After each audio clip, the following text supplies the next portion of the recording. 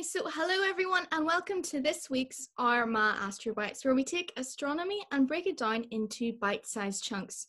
We're joined again by Professor Michael Burton, who's the director of Armagh Observatory and Planetarium. So this week we're going to discuss the Milky Way, which is our local galaxy that we are part of. So starting off, I have a good question. If you look up at the night sky, it's very inspiring, but if you live out rurally and out in the countryside, sometimes you can see a milky band across the night sky. What is it? Indeed, it's a spectacular sight, isn't it, on the dark sky, the stars up there, and that Milky Band is our galaxy. It is the Milky Way, and it looks milky because it's got countless thousands and thousands of stars. We look more closely and we see dark bands running across it. We see a few bright stars. We can even occasionally see some nebulae, fuzzy objects. But yeah, that is our galaxy. That's the Milky Way. That's where we live. So how would we work out what our galaxy looks like from the outside? Well, that's a very challenging question. And so I'm going to go back here. This is the first map of our galaxy. And this galaxy, this picture is actually, picture is really a drawing, and it was actually made by William Herschel, the great astronomer who discovered Uranus. This was in the late part of the 18th century. And what he did was he looked out in the sky and essentially counted how many stars he could see in any particular direction, and he would draw dots on the map here. So where there's more dots, there's more stars, and where there's less dots, there's less stars. And you can see he's got this kind of disc-like structure spread across a lane over there. That's the Milky Way.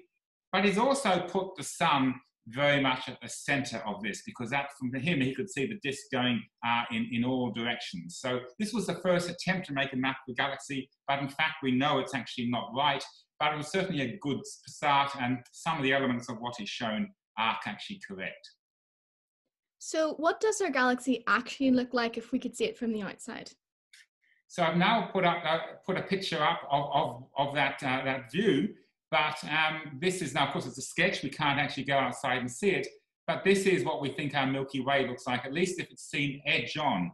And essentially, it's like two fried eggs put back to back. You can sort of see the eggs out there and the yolks in the center sticking out there.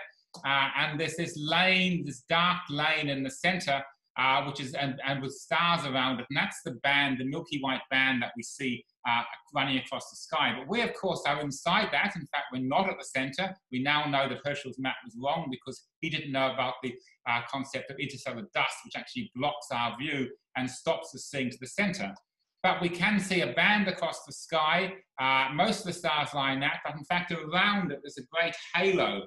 There are stars out there, and in fact there's clusters of stars, what are called globular clusters, which are kind of mini star cities, maybe a million stars, very old objects, all orbiting around our Milky Way. So this is our sketch of our Milky Way as seen edge on if we could go outside. How do we know that this picture is actually correct?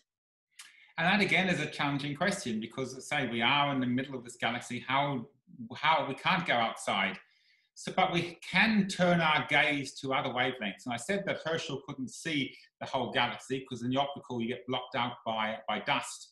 But in fact, we can change to longer wavelengths, infrared. Infrared allows us to peer through the galaxy, through the clouds of dust. And here's an image of that Milky Way, the whole sky, seen in the infrared, and we are in fact seeing this thin disk, and we're seeing that central bulge, and in fact it's very much like that picture I showed. We can also look at other galaxies outside and verify this, and indeed a number of other galaxies are seen edge on, and they indeed look very much like that initial sketch I said. So we do now have great confidence that the basic picture of our Milky Way is indeed correct. So will our Milky Way always look like this if there were extraterrestrials gazing upon us from a distance? An interesting question, because the short answer is actually no, and because it depends upon the orientation. So the picture I had was if the Milky Way was seen edge on, but in fact if it's face on like that, you will see a picture rather like this. Again, this is a sketch of what we think it is. We're not sure exactly if it's this precise structure, but essentially it's dominated by this wonderful spiral structure. We have in fact 4 distinct spiral arms which are coming out from the center. These are the bright bands. We live in the middle of these, so we don't see the spirals ourselves because we're in the middle of a spiral arm. our sun, in fact, is about 28,000 light years away from the center of the galaxy. But these beautiful spiral structures called spiral galaxies, and our Milky Way is one such galaxy. So what evidence do we have that this picture is correct as well? And again, our evidence is that while we can indeed try and map the spiral arms from inside, it's possible to do that using radio astronomy, though it's very hard to do it precisely. We can look outside our galaxy, other galaxies, and we do see these beautiful spiral structures out here. This one here is called a galaxy called Messier 83, the southern pinwheels, this Hubble Space Telescope image, and you can see these beautiful spiral arms, dust lanes. You can see the dark dust lanes, and behind it, the red color is actually nebulae, hot hydrogen gas, lit up by the light of massive young stars, which are recently formed from those clouds of gas and dust. So some of the most spectacular sights in our cosmos are these beautiful spiral galaxies. So our galaxy is very big. It's at least 100,000 light years across. How on earth can we imagine something on that gargantuan scale? Yes, indeed. How can we imagine 100,000 light years? So I'm going to draw an analogy here.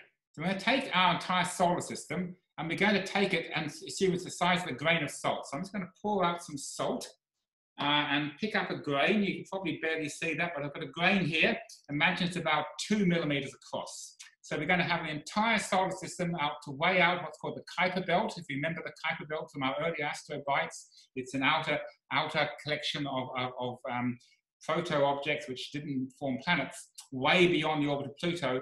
That's going to be our solar system, and we're going to use that to an analogy for the size of the galaxy. Okay, so if that's our galaxy, how big would the sun be in comparison?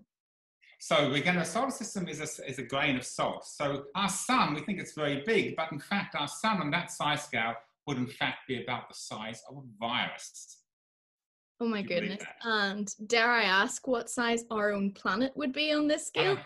Yes, so our own planet is 100 times smaller. And so that would in fact be about the size of a single atom. So we've now got to imagine our entire solar system, size of a grain of dust.